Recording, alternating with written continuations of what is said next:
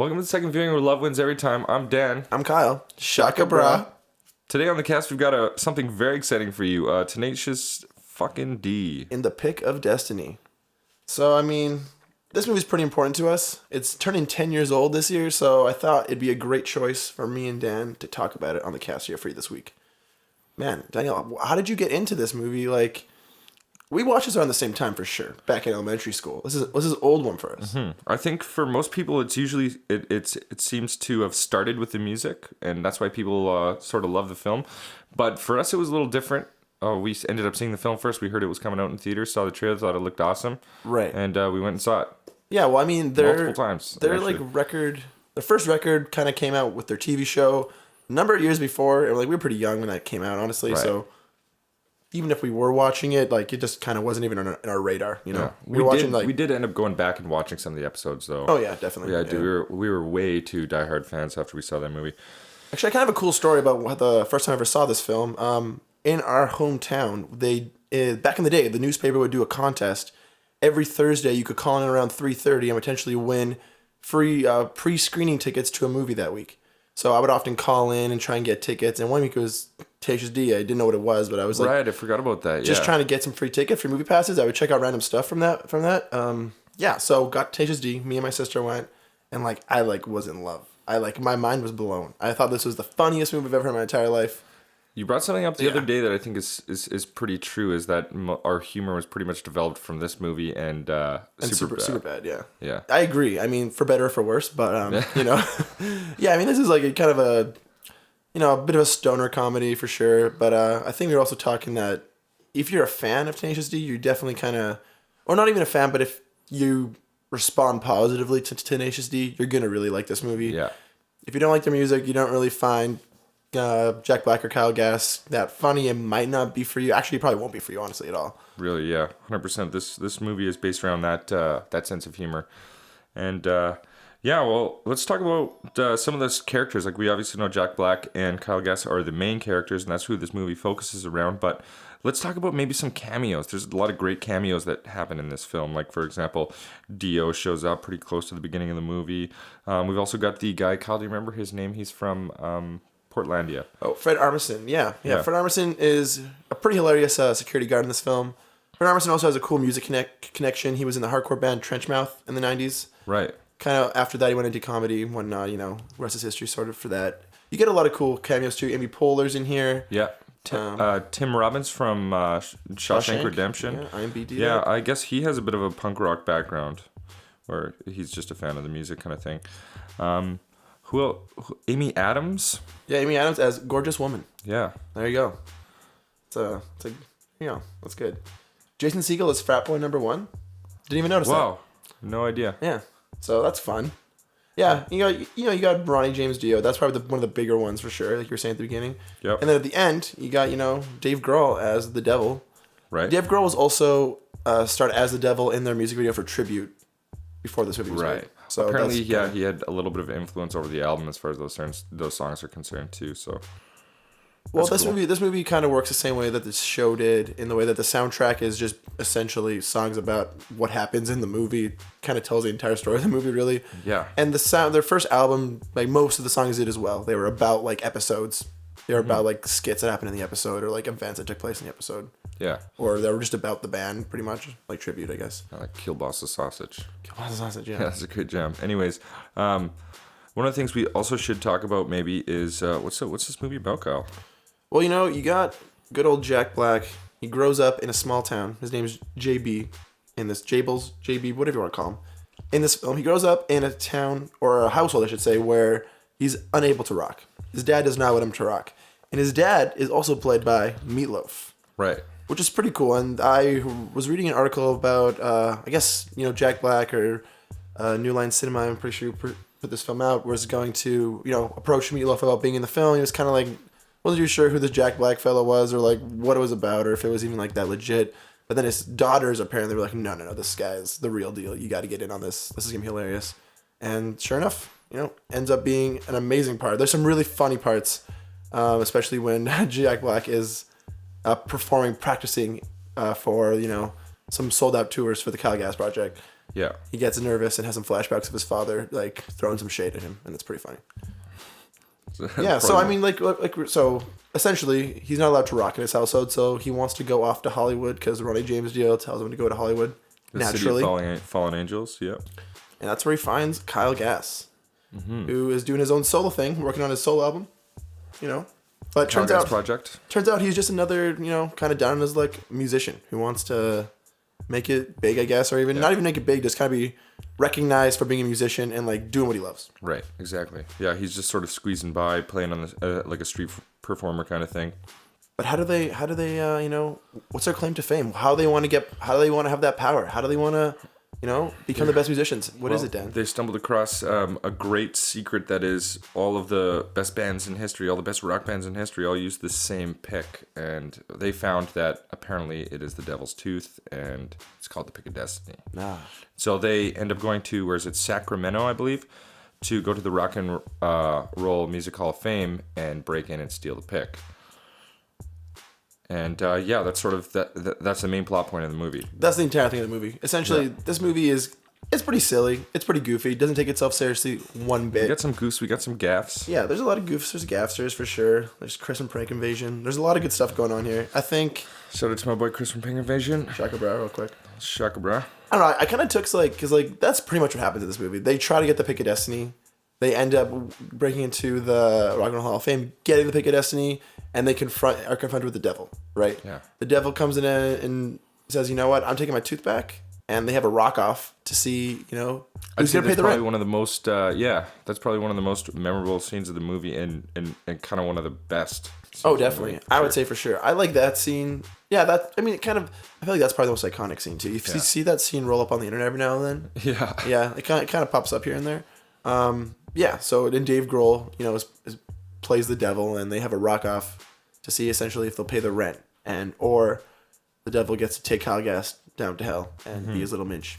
And they have this interesting way of breaking up the film, which is kind of cool, is they'll show a tarot card depicting sort of what's going on. So, for example, when Kyle Gass is training JB in his infinite rock and amazing ways, there's sort of a little breakup. There's a scene, a tarot card flips over, and it's it says the training. So they're it's kind of almost broken up into chapters that way. It's kind of a nice break from the scenes. Yeah, I think that's cool too.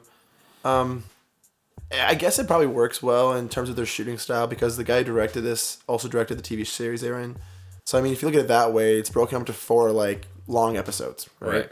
They connect together. Yeah. I think it's pretty fun. I think it makes, you know, the story kind of work well because the first half kind of just focuses on the two characters, like their relationship. Yeah. And then afterwards, it's like, you know, just them being the band, being them Tenacious D. Yeah. And they have like some funny little like, you know, the origins of Tenacious D. They happen to have birthmarks on their ass. Half of it says Tanakh, the other one says Tenacious D. Yeah, that's kind of an important part that we should talk a little bit more about. After JB and Kyle Gass get into this big fight over the fact that Kyle Gass was lying to him about a few things, but Kyle Gass pulls out this guitar that he spent the rent money on for JB, and then JB says, "All right, fine, we're gonna work together. We're gonna pay the rent with our rock, and we're calling the band Tanakh." And it's because that's his. We used to always call him Tanakh for a while. Yeah, I remember that. Yeah, we shortened it up. We call him Tanakh for sure. Tanakh, definitely, yeah. And then they end up, the Kyle Gass ends up having the rest of Tenacious D. Yeah. Tenacious D. Yeah. Which stands for Tenacious Defense, apparently. I guess they were watching a college basketball game, and some newscaster kept saying, "Oh, you got some Tenacious D going on there." I thought that was pretty funny, which is pretty funny. These guys are just like, they don't take themselves seriously at all. I think that's like what is kind of charming about this movie. Like, it's goofy, but there's some really good lines, and there's some really funny lines in this movie. Oh, and the songs are incredible. I mean, long ass fucking time ago in a town called Kickapoo. Yeah, I was gonna ask. Like, I think that's another thing. I guess we were talking last week about, you know, the music, which we had at Compton, but like that's more of a direct like portrayal of those characters. Yeah. But in this movie, it's a musical, right? This film is a musical. It has a soundtrack that is, you know, is meant to fit with the dialogue of the movie, pretty much. Yeah, exactly, and it's comical. It's all comical. Like, Straight Outta Compton is totally different that way. I mean, that music was feeling a movement, whereas this is just some good old classic stoner comedy. A little bit of rock. A little bit of rock, a little bit of cock push-ups. Cock push-ups and a power slide. So that being said, like, what's your favorite jam off the soundtrack? Ooh, that's a tough one. I'm a huge fan of History. Oh, I really like great History, jam. but I gotta say Master Exploder. Master Exploder? Or, the Rock Off of the Devil is also super good. I can't remember the name Beelzebub? of the song. Beelzebub, Yeah. Great stuff. Mine's got to be, honestly, it's Kickapoo. Kickapoo, Always yeah. been my favorite. That movie opens up with that. It's a hilarious scene. They get a great child actor to play young Jack Black, and it's like, Yeah, it's he's so funny. perfect. He's so energetic and charismatic. It's awesome. Yeah, he plays him perfectly for sure. I think we're probably gonna structure this cast a little bit different because there's not much plot to this movie. Yeah, truly. And I think we kind of want to just maybe talk about like how much fun we've had with this movie for years and years. Mm-hmm. We revisit this movie at least every like 2 years for sure. Yeah, I mean, how many times have we seen this movie now? Together, we've seen this movie At least like 30 times, honestly. Yeah. At least. I think I saw this movie 3 times in theaters, if I do recall. Yeah. I saw it a couple times in theaters too. And that was definitely when we would like do the, buy a ticket to Happy Feet, walk into Tenacious D, because we definitely were not old enough to watch Tenacious D at the time. Yeah, I mean, well, yeah, like you were saying, this movie came out 10 years ago, so. Yeah, no, that's crazy to think, honestly, just based, time flies for sure. And I think that kind of says something of like the era this movie came out in. I think this kind of like brand of stoner comedy was pretty prevalent. And just a few years later, we started to see kind of maybe like a different brand of that, like, your Knocked Ups and your Pineapple Express, all that kind of stuff. Yeah, this was sort of staying true to that Tim and Eric sort of vibe. That, like, that Buddy. Even like a Cheech and Chong, but different era, Exactly. This was more rock-focused, whereas those movies were way more weed-focused on stuff like that. And this movie is an ode to, like, just music history, I guess, or, like, rock history. There's so many things about, like, AC/DC and cool little, like, tidbits and Easter eggs that are kind of all over this film. Like, honestly, you could, every time you watch this, you'll find something new that's like, that's funny. That's kind of cool. I love the Photoshop job they do of every guitar player, like on Rolling Stone or different magazine covers, where they just like fit in the pick of destiny. Yeah. Because it just so happens that great guitar player had the pick of destiny at that time. Yeah, that's hilarious. I like Ben Stiller's appearance in this movie. We didn't even talk about that. Ben Stiller shows up and he's this sort of really curious rock and roller that's sort of working what feels like a safe job for his character. Right. Because he kind of describes himself as if he's been through some shit, seen some shit. He moved to Rome. And he learned Latin. Moved to Rome, learned Latin, met a guy named, what is his name, Picadello or something like that. Yeah. He learns all about the origins of the Pick of Destiny, spends 6 years translating this ancient document from Latin to English, telling the story of the origins of the pick and how it was the devil's tooth and all that kind of stuff. Now then it became, a magical item and gave anyone who used it the power to shred like nobody's business. Yeah. I never noticed in this movie, actually, in other views, was when Ben Stiller is directing them to the back room where he's about to talk to them, he says this way and he points in a direction, but he does the bullhorns as he does it. Oh, yeah. Nice there's so many things like that. One scene that I think is really strange but hilarious is right after Jack Black sees Kyle Gass and kind of gets like blown off by him.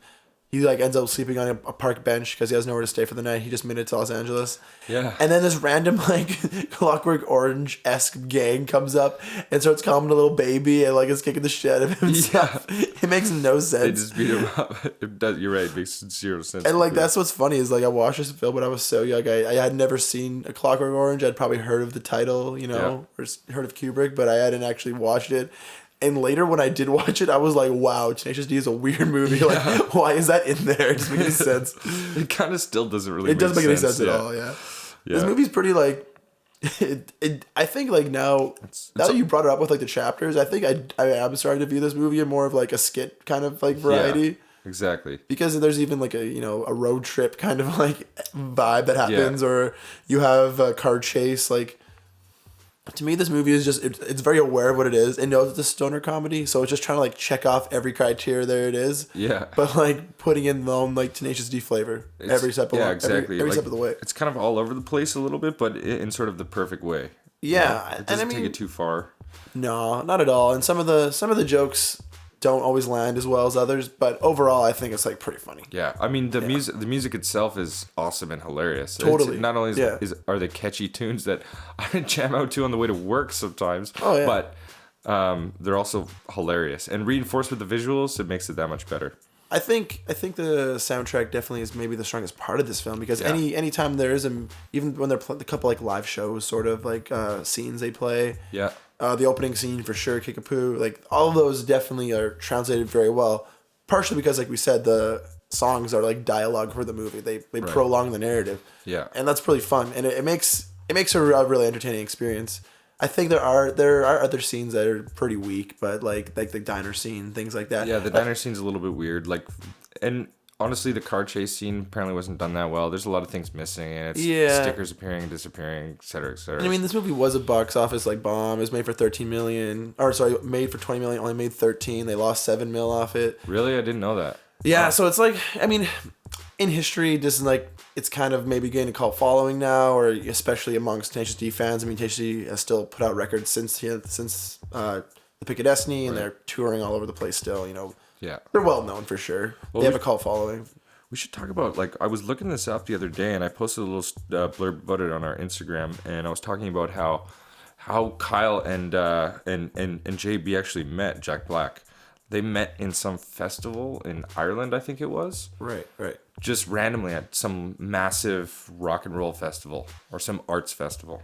And I think that's hilarious because you see both of them are in the entertainment business. Like, I mean, Kyle Gass has been in other films. He has a great scene in Elf. Yeah.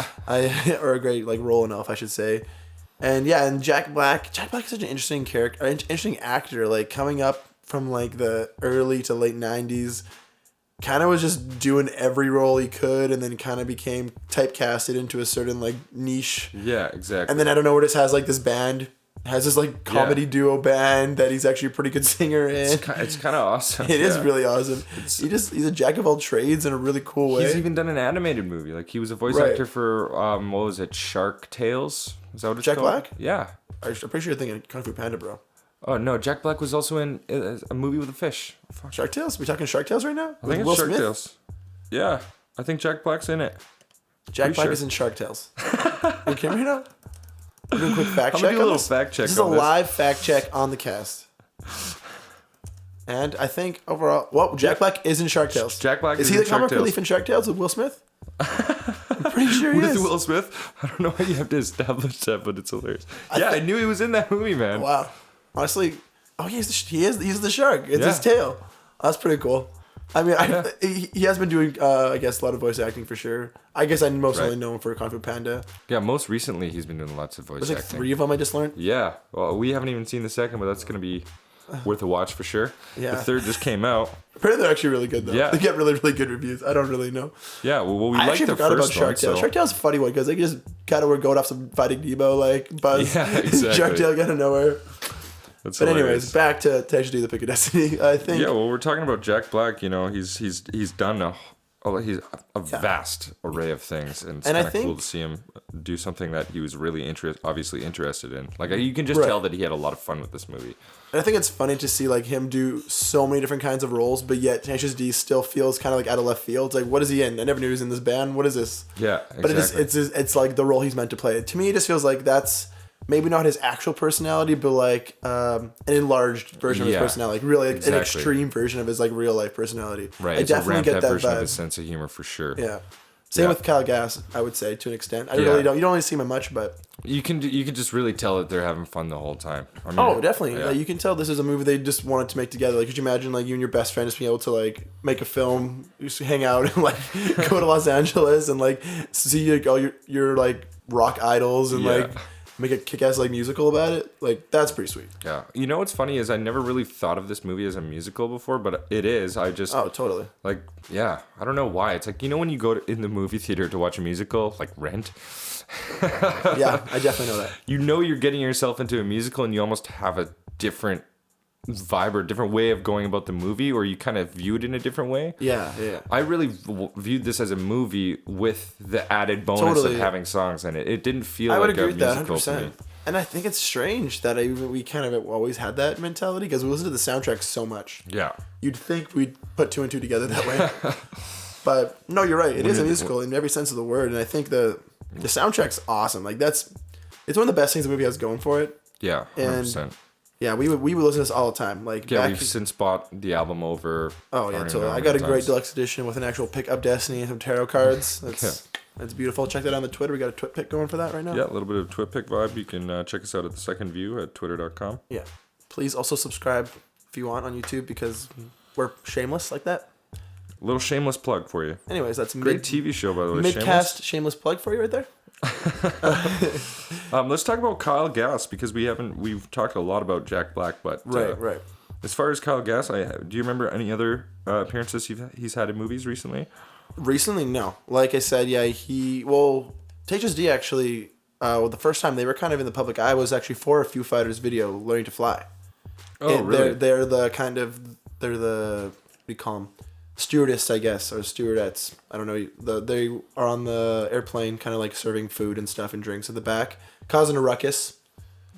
And I mean, they're not necessarily like, I don't have Tenacious D's t-shirts on or anything, but they're definitely in the role, you know? I don't know if you remember this, Kyle, but I remember us maybe talking about how Jack Black and Kyle Gass got into a fight at some point, and that Kyle was upset over Jack being more popular than him or being the main guy in the band or something like that. Do you remember this at all? I do. I think that was actually, I think they might have like made that as like a fake thing because really? they eventually made a video for like their third album, Rise of the Phoenix, Right. where they kind of elaborated on that, and I think that was just like they're punking us. It was kind just of a little bit of a skit. It was a goof and a gaff. A little goof and a gaff. Well, I think Kyle, yeah, like you said, he's been in. He was in Elf in 2003. Kung Fu Panda, he's also in. Fun fact. Is he in Shark Tales? He's not in Shark Tales, but he is in Sex Drive. Oh yeah, okay, I remember Yeah. that now. Yeah, Kyle Gass kind of shows up like randomly. Like I think I feel like a lot of comedians kind of just get thrown around to different projects. If you're hanging out with Yeah. I feel like you're hanging out with your producer friends, hanging out with your actor friends. You kind of say, "Hey, want to do a bit part really quick?" I feel like that happens quite a bit. Yeah. Especially Jack Black, early in his career, he's in like randomly a lot of things. Yeah, and that's sort of the definition of these guys' careers. They've hopped around, but I think they kind of always stay true to doing things that they want to do. Right. With the band being one of them. Like Tenacious D is probably their biggest fame. You know, well, maybe not Jack Black, but it's I would say Kyle Gass. together. That's probably their. Well, I think it's kind of cool that Jack Black kind of has his identity as himself, but then definitely has a separate identity with Tenacious D. Right. You know, like Jack Black is a notable actor, obviously even Yeah. performer or whatever on his own, but with Kyle Gass, he's another persona almost. But I do think it's very much of himself or of his own like mentality. Yeah, it at least comes across that way, which is always a good thing. We kind of covered this a little bit, but we mentioned this was originally a TV series, an HBO TV series. So how do you think about like having a TV series come to the big screen and do like a full blown production? I'm trying to think of some other examples, but like as far as Tenacious D is concerned, I love it. Well, HBO is kind of known for it. Yeah. For better or for worse, you got your guys' Sex and the City movie. Yeah. You got your Entourage movie. Yeah. I mean, but I haven't seen the Entourage one, but unfortunately I have Sex seen and Sex the and the City City, and it's not that great. A little subpar. I mean, as far as I'm concerned, there's nothing wrong with doing it. It just has to be done properly. Yeah, and I think I don't know. I guess I wouldn't necessarily call this movie like a cinematic masterpiece, but at the same time, it definitely stays true to the spirit of the TV show. It has a higher production budget. You know, it looks great. It's it's the TV show, but more, right? Yeah, which I think it's of the same quality, of the same brand. I think it's overall it's really it's a good and experience. the music is the music and the movie fit so well together. Yeah, like there was a it's lot the of work strongest put key, into melding those, and I think it was done super well. Like we said before, definitely the stronger point of this film. But you're right. As far as cinema is concerned, it's not it's not a Revenant, but Yeah. It's notable. It's hilarious. It's a great comedy. I think that might be a good time to stop for a little break here, Kyle. When we get back, we'll finish up talking about Tenacious D. Yeah, sounds good. Maybe a few other things. Yeah, catch you after the breaker. And we're back. Alrighty. So we're gonna keep talking about Tenacious D for a little bit, I guess. Got a few things we wanted to bring up that we didn't quite cover yet. Yeah, I think something that's really important to bring up is the difference in power from the beginning of the movie to the second half of the movie, like where Kyle is basically the hot shit. He's the leader. He's the guy in charge. He's training Jack Black to be on his level of rock. To be on the Kyle Gass project. And then throughout, like after their fight and after a couple of things happen, the balance of power completely changes. It equals out for a second, then it becomes very clear that Jack Black is the leader. Right, and I think we have a hilarious scene where we kind of see the power switch, where Jack Black pulls Kyle Gass's fake hair off his head and he's revealed to be bald. Yeah. And they do a quick flashback to him as a child where he's been bald his entire life. Yeah. Which is amazing, actually. Yeah, I think it's funny. I mean, you got Kyle Gass, who's, you know, he's a little bit more reserved. He comes off as like this like cool player, like, oh yeah, come on, this place is tapped, let's get out of here. Yeah. And meanwhile, you know, Jack Black, who kind of like going into this film, I feel like anyone who knows Jack Black kind of like assumes for him to be a little bit like, or to have a lot of self-confidence and be really like, you know, sure of himself. But in this movie at the beginning, he's really like, you know, He's starstruck by Kyle. Yeah, He's trying to live up to him pretty much. Yeah. All he wants to do is impress him. And then once he realizes that Kyle's a fraud, the power switches, and by the end of the movie, he's giving up Kyle to Satan. So Yeah. that's pretty much how it works. Yeah, that's a hilarious part. We should talk about that a little bit. Yeah, so like we were mentioning earlier with like the rock off in terms of like getting the devil to not send them to hell or for the devil to pay their rent, they essentially wager off Kyle Gass to go to hell. Yeah, Jack Black says... To be his little minch. So the devil's asking, what if he wins? Like, what does he get if he wins? Right.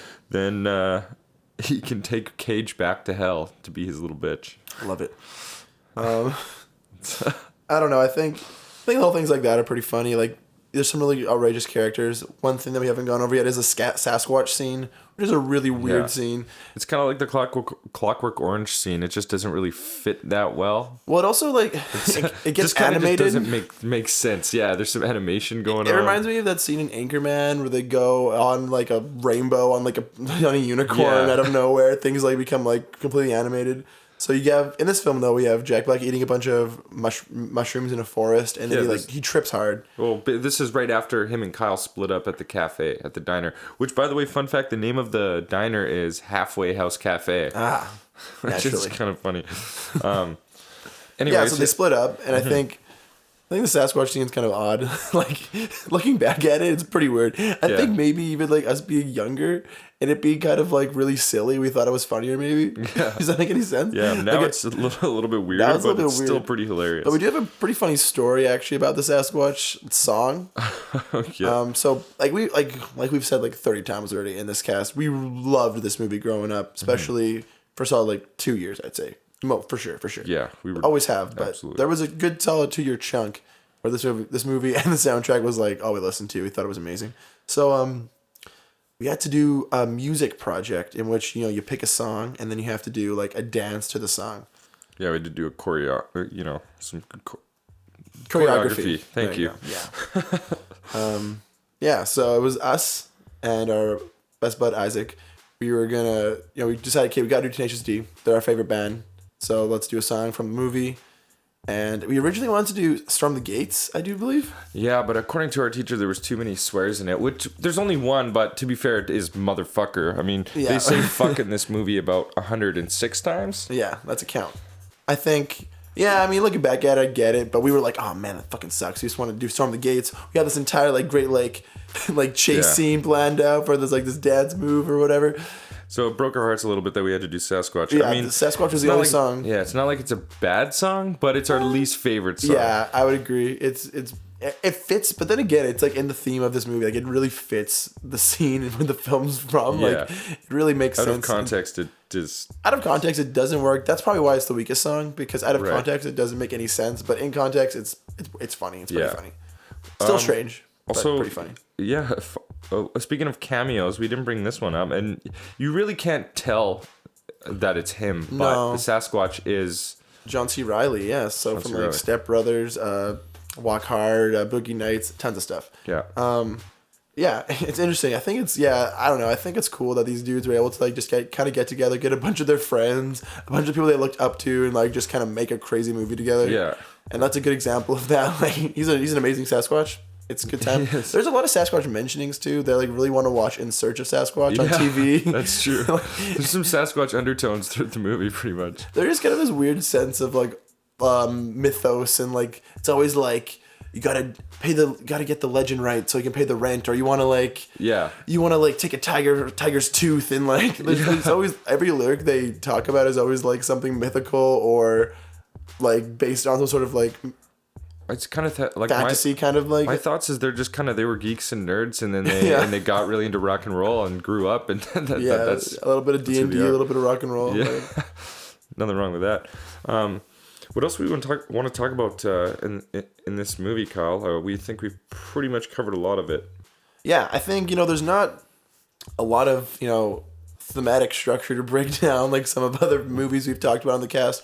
But I think that's what kind of is important about this movie. I think it's good to kind of just like take it easy sometimes. Talk about movies you loved growing up. That's what the second movie is all about. We're trying to check out movies that we loved growing up or we've loved in the past, revisit them and see how we feel. And I think talking about this one has brought back a lot of good memories. When we first watched this just the other day for like, get ready for the cast, watched it together and we had a few beers and we were like, man, this brings back so many memories. Yeah. Like such flashbacks, such nostalgia for sure, which is strange because, we're fairly young dudes. It's kind of weird to already have nostalgia based on something that feels so fresh, like. Yeah, but I mean, and then we looked at the numbers and the film is 10 years old. Like it was 10 years ago. Yeah. Like it's a solid chunk of time. Definitely. It feels like literally just yesterday I was in that theater watching that for the first time and coming, I remember like ran to school the next day and was like, Dan, you gotta see this movie. This movie is hilarious as could be.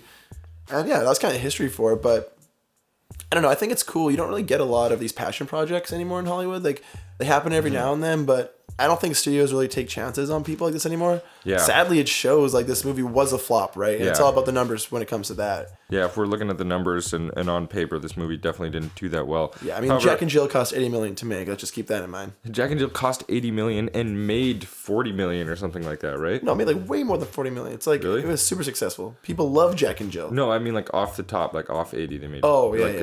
It grossed 120 or something. They ended up making People 40. like I don't understand, man. How can you 40. get into Jack and Jill? I've seen that I have movie. no idea, but people trust Adam Sandler a little bit too much. I If he's in a would movie, trust Jack Black before I would trust Adam Sandler. Same here, 100%. And even Jack Black's shtick kind of gets old sometimes. Like Gulliver's Travel, Yeah.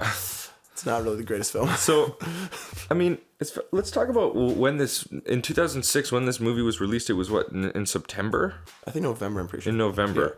Well, I'm just confused why it didn't get more attention. It felt at the time to us it was a big deal. Agreed. 100%. I know, that's weird. I feel like it had a cult following out of the gate almost. Yeah, It almost was like doomed to fail in a way. I think it was almost too niche in a way. I almost think that if they were to re-release it now, it would be huge. Yeah. I mean, they might do a 10-year release because it's not quite November. You never know. We're not too sure about that. Yeah. Maybe we're predicting the future right now. Who knows? But I would agree. It's true. I mean, it's funny to think that this movie wasn't received very well because like it was so important to us. Yeah, we loved it. It's hilarious. It's not necessarily the type of rock and roll that everyone gets into, but it's not like some really headbanger shit that's going to turn away the soccer moms and stuff like that. No, not either. at all. It's kind of that classic rock, kind of classic, like hair metal, I guess you could say almost. Yeah, kind of exactly. Like certain of genre of music that is, I think, pretty accessible and pretty. And I think they kind of spoof that in their music too. Yeah, they definitely they definitely spoof it to a certain extent or maybe a level of parody, which I think is funny because their music is comedy, right? Like it's not, they don't take it seriously at all. Yeah.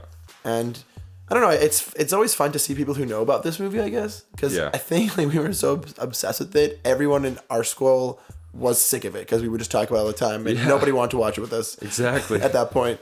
So it's like, actually, like Drew mentioned this film this week, or a couple weeks back, we're like, oh, we gotta do Tenacious D, of course. Yeah. That's a no-brainer, right? We were instantly excited about it. You bring it up, we're like, oh, of course, Tanakh, like, that's our jam, like, for sure. I think there's even a pretty funny story, actually, that I know I'm gonna just swipe for Drew here. Me and Drew worked at a summer camp together for a couple of years, and oftentimes, kids wouldn't go to bed, or they'd be loud, they'd be causing a ruckus, whatever. So it was one night. Drew is a fantastic musician, Shaka Bra. So he'd often play some guitar or whatever, sing a song for kids to go to sleep. One night he decides to play was it Master Exploder? Beelzebub. He decided to do Beelzebub, and essentially half of the staff, the counselor staff, is singing Beelzebub to 10-year-olds. Which, to be fair, is about our age when we went and saw the movie. We were a couple years older, but that's it. That's true, I guess. Yeah, but we did it on our own will. We did that personally, and I think it was funny. We were telling the story to some people how that was, at the time it was hilarious, but looking back, very inappropriate. Yeah. We probably should not have been doing that, but it was kind of whatever.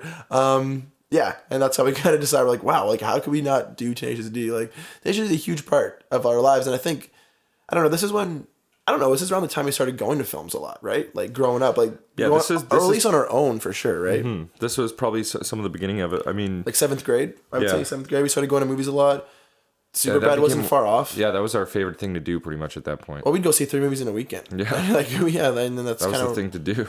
I think it's important, this is our podcast, talking about movies. We want to bring up the movies that kind of influenced us, right? Yeah. Whether, they might not be like a Shawshank Redemption or, a Pulp Fiction, but, they're still good movies. Mm-hmm. There's something to be said about any film, and I think there's something to be said about Tenacious D. Yeah, I agree. The cinematography obviously isn't everything, but that's not necessarily what we're here to discuss. When it fits, we are, but and I think not always. I think it's good to do a movie that you're gonna have a good time talking to, because like I said, if you ever meet someone who likes this movie, automatically I'm always like, oh, wow, you like Tenacious D? I love Tenacious D. Like, what's your favorite song? Like, what part's your favorite? Or how'd you get into them? And I think it's always pretty funny to think that we were pretty young getting into this movie, and maybe the demographic it was reaching for was probably people who were fans of the show. I guess the TV show, most likely. Yeah, more than likely Jack Black older fans. people. Yeah, Yeah, Jack Black fans.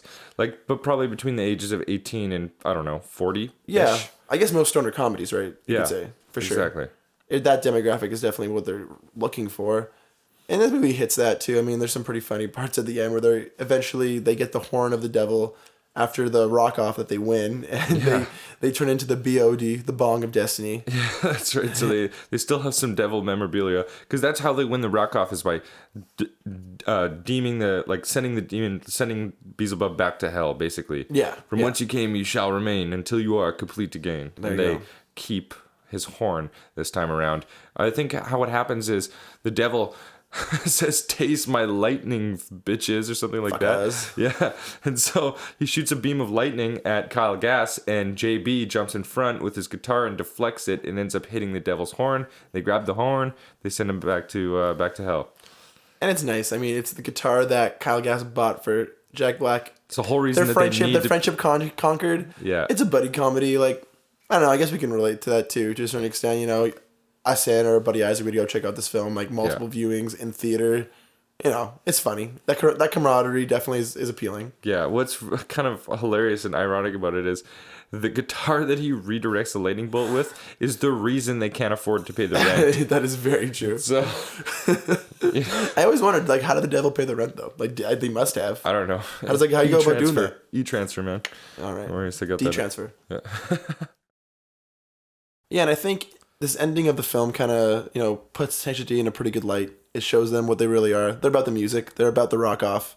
And that's how the movie ends, pretty much. They try to use the BOD to write a new tasty tune. And the credits leave with the Pick a Destiny song, which I think might have been the first song I actually heard before I bought the soundtrack, now that I think about it. The Tenacious... Like the song, the Pick a Destiny. Yeah. I remember being a single on iTunes, picking it up, 99 cents back in the day. Right. For sure, that was definitely what happened, and that was a pretty popular song in like our scope. Like, I think it's kind of funny. They even, we were just listening to some of the Rise of the Phoenix, their record afterwards, where they mentioned the fact that the Pick of Destiny was a bomb. Yeah, and like critics hated it, and they thought the D wouldn't thrive, but they overcame that. Like, the Rise of the Phoenix was a fairly successful record, and I think they still have it in them. Good, like they definitely have it in them. I mean, comparing old music to the new. They're definitely onto something new, something different, something good. I mean, I'm pretty sure they're on tour right now.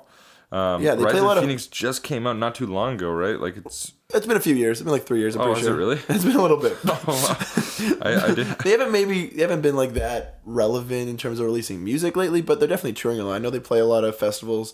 They actually came fairly close to us this summer. Yeah, in 2016, they're like this year they're doing a couple festivals, couple shows. Yeah, so they're still together. They're still a pretty funny, like, comedy duo. And you don't get a lot of comedy music anymore. You get a lot of stand-up comedy and that kind of, like, in terms of chart position on Billboard and stuff like that, it's often, like, comedians, like, releasing, their stand-up and whatnot. But, like, it's kind of nice to know that there's still, like, a comedian rock band out there, or, like, comedian or comedy music, I guess. That doesn't happen a hell of a lot, honestly. And, this is kind of one of the reasons this sticks out and says...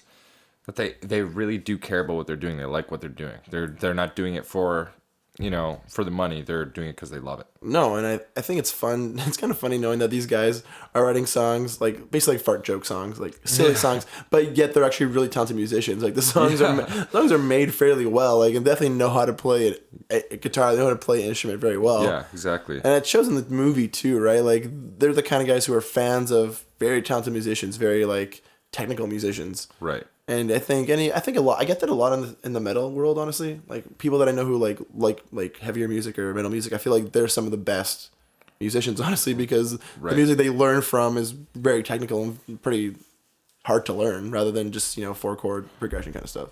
Right. It's really about being super skillful. And yeah, you're right. Obviously, they're both super talented musicians. You know what's a hilarious scene? Actually, I just remembered. This is switching up the topic a little bit, but in the movie, when Kyle and JB get separated and then Kyle ends up going to that frat party and they give him a guitar to play and he introduces it as... this is a song I wrote with my partner, my ex-partner now. And he just sings the backup vocals and plays the guitar. It's so funny. The history of Tenacious D. Yeah. Yeah, and they immediately turn him off, basically. Yeah. He gets like 5 seconds in and they turn it off. I don't know. I think it's funny, too. Like, you see these guys are pretty old, too. They're in like their 30s, right? And they're like, it's interesting to see them try to like, that's when they're trying to make it big in music. Yeah. And I think maybe they're trying to kind of make fun of maybe the like, giving into a dead dream kind of thing, but at the same time, it's like leave them what you want. Go out there, don't give up. Right? That's fun. I think that's a good.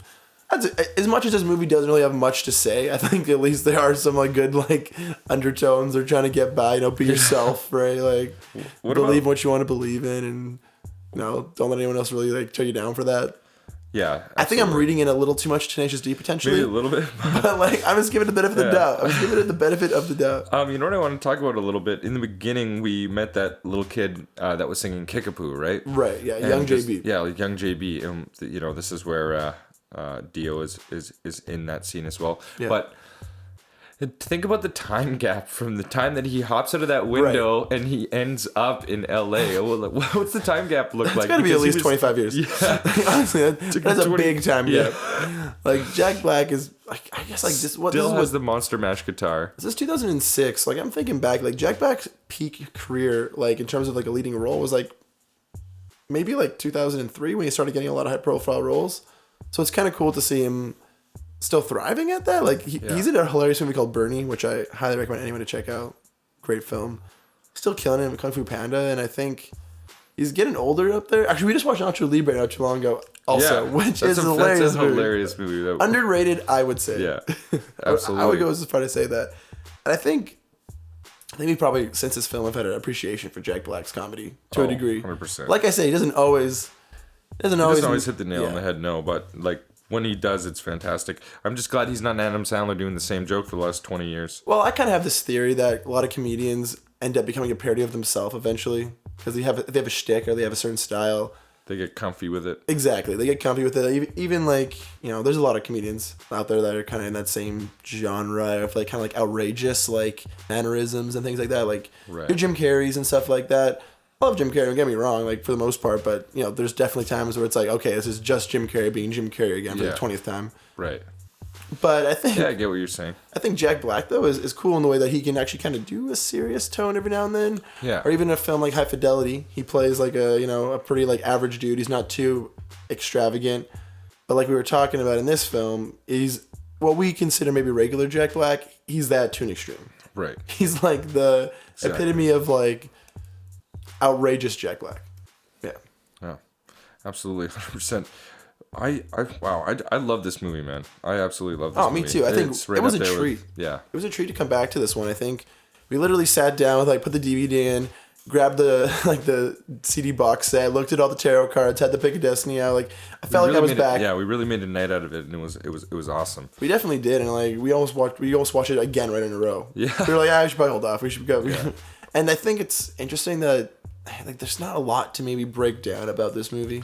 Yeah, you're right. I mean, the movie is based on some goofs and gaffes and a pretty amazing soundtrack. And to me, it's a lighthearted musical is really what it is. To me, I think the movie is a good watch. You're going to want to at least watch it once. But if there's one thing you want to take away from this movie, it's actually the soundtrack. Yeah, 100%. If you're gonna, we're all about the second viewing over here, obviously. Yeah. The repeatability of the soundtrack is what's more important, I'd say, because they're catchy tunes, and they put that visual element of the film in your head rather than having to just, rely. Because I think a lot of musicals they rely on the stage presence and maybe like the narrative being told by the choreography or what's going on. But like the dialogue from these songs are literally the dialogue from the film. What's prolonging the story? You get the entire narrative, really. And you know what? I don't know if it's the same way for you, but when I finish a movie that I'm really begging for more of, I end up going and picking up the soundtrack. Even if it didn't strike me as amazing in the film, I'll go pick it up just because I want more content. And Really? So that's kind of, and that's That kind of the depends feeling. for me. That definitely depends for me because there's some great movies that have some shitty soundtracks. I see what you're getting You might at, though. go out Like, of your way to at least look at it, right? No, I You're mean, searching for the yeah. extra content. it's kind of like if you like a band a lot, you want to pick up their shirt. It's you want more of that. I totally exactly. get that. I understand where you're going from, but I think a lot of times maybe studios kind of get a weird disconnect between film and music. Some soundtracks are weird. Or at least the score, like the actual like the OST, can be really cool. Like Birdman has a great original soundtrack. That's a good vibe. But yeah, that's basically what I'm saying. Is I was just looking for more content, and the fact that you could take the movie and play it in your car on the way to work. And there's a few really good songs on the soundtrack that aren't in the film, like The Metal. Yeah, The Metal. And The Government Totally Sucks. There's a deleted scene for that one, which is actually really funny. They go to a gun shop, or like they try to get like firearms kind of thing, and that's when they start saying the government totally sucks. Yeah. It's pretty funny. Like I'm almost curious why they left that out. Maybe it's because it was kind of another filler scene, I guess, maybe. Right. And the more I look at this film, I am starting to look at it as more of a, larger skits, like longer episodes of the show. Right. Like maybe like half an hour episodes put together, like 3 of them put together, kind of thing. Mm-hmm. Yeah. Yeah, it kind of is structured that way, but it works really well. Yeah, it totally does. And it can show in the directorial choices too, for sure. I mean, they are the same directors of the television series and the film. Mm-hmm. And how many songs do we end up getting in the movie? Like, we get 9 of them? Is that right? Yeah, I think there's about 9. There's quite a few, honestly. For an hour and a half, this movie flies by now. Literally, we just watched this again, and it felt like it was over in no time. Yeah, exactly. It's just because we love it. Like, we're literally begging for more content. Yeah, from these and I guys. think if you are a Tenacious D fan, or even a fan of maybe, I don't know, I guess comedy. I guess I know that's kind of a blank statement. Maybe that genre of comedy, Yeah, like, I think early mid 2000s comedy. This one kind of really nails it, and maybe I would consider it a hidden gem in a lot of ways. Mm-hmm. It has a lot of like funny cult comedy like lines that I think could come back. Like, "Geez Louise, Papa Cheese." I've been saying that for 10 years. I forgot where it was from, and it's from this film. That's hilarious. All right, well, I think this is a good point to end it, Kyle. As always, guys, check us out on Facebook, Instagram, Twitter. Subscribe to us on YouTube, please. We really appreciate that. And we'll catch you next week. Yeah, have a good week. Talk to you later.